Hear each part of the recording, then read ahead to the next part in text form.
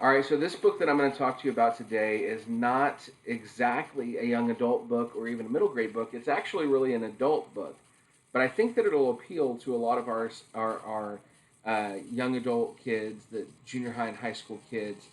I would probably especially direct it to the high school kids, but there would be some middle school kids that would definitely pick it up. The book that I want to talk to you today about is called Darkness Darkness on the Edge of Town, and this is a Stranger Things novel. This one's written by Adam Christopher. Um, when these Stranger Things tie-in novels and graphic novels started coming out, the novels were really on shaky ground. Some of them were not as good. Some of them were really good, but everybody seemed to love this specific book. And this book, it follows Hopper, right? So Chief Hopper, but in this is when he was living in New York, married, has a baby, and so this is before the events of Stranger Things, but in a lot of ways, kind of makes connections to why Hopper is the way he is.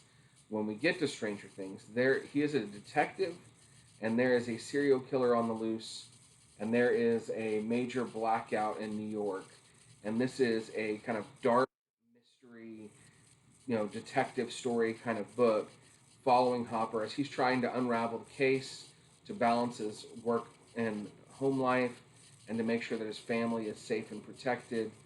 And there's definitely the creepiness that takes place in Stranger Things, um, without it being quite like Stranger Things. And whereas Stranger Things really played up a lot of the nostalgia, especially from the 80s, this was set more in the 70s.